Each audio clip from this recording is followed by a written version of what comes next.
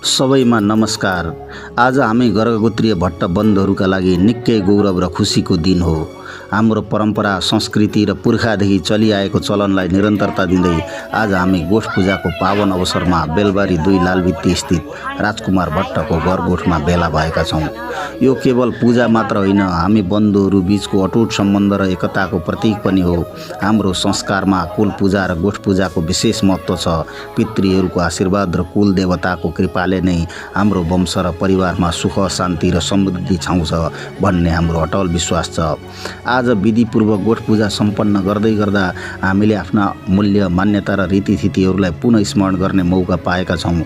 आधुनिकताको यो दौडमा पनि आफ्नो जरो र धरातललाई भुल्नु हुँदैन भन्ने सन्देश आजको यो पूजाले दिएको छ। यो पूजाको अर्को सुन्दर पक्ष भनेको हामी बन्धुहरू बीचको रमाइलो भेटघाट हो। कार्यव्यस्तताले गर्दा लामो समयदेखि भेट हुन नपाएका दाजुभाइ, दिदीबहिनी, छोराछोरीहरू र भान्जा भान्जीहरूसँग एकै ठाउँमा बसेर पुराना कुराहरू साट्नु, हाँसो ठट्टा गर्नु र सामूहिक भोजको आनन्द लिनुको छुट्टै मजा छ। यस्ता जमघटले हाम्रो आत्मीयतालाई अझ प्रगाढ बनाएको छ। नयाँ पुस्तालाई पनि आफ्नो नाता गोता र कुल कुटुम्बसँग परिचित गराउन यसले ठुलो मद्दत पुर्याएको हामीले महसुस गरेका छौँ।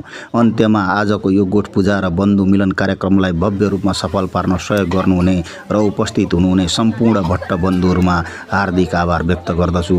गर्भगोत्रीय कुल देवताको आशीर्वाद हामी सबैमा सदैव रहिरहोस्। हाम्रो यो एकता र भाइचारा आगामी दिनमा अझै मजबुत बन्दै जाओस्। यहाँहरू सबैलाई धन्यवाद। जय कुल देवता।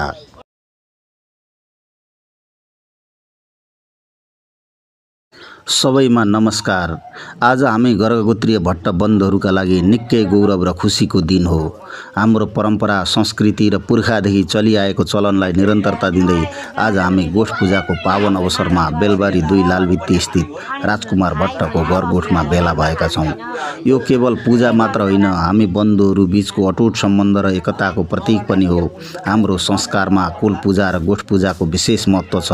पितृहरूको आशीर्वाद र कुल देवताको कृपाले नै हाम्रो वंश र परिवारमा सुख, शान्ति र समृद्धि छाउँछ भन्ने हाम्रो अटल विश्वास छ।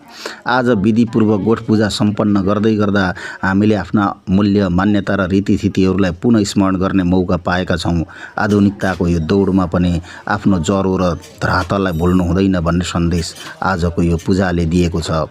यो पूजाको अर्को सुन्दर पक्ष भनेको हामी बन्धुहरू बीचको रमाइलो भेटघाट हो। कार्यव्यस्तताले गर्दा लामो समयदेखि भेट हुन नपाएका दाजुभाइ, दिदीबहिनी, छोराछोरीहरू र भान्जा भान्जीहरूसँग एकै ठाउँमा बसेर पुराना कुराहरू साट्नु, हाँसो ठट्टा गर्नु र सामूहिक भोजको आनन्द लिनुको छुट्टै मजा छ।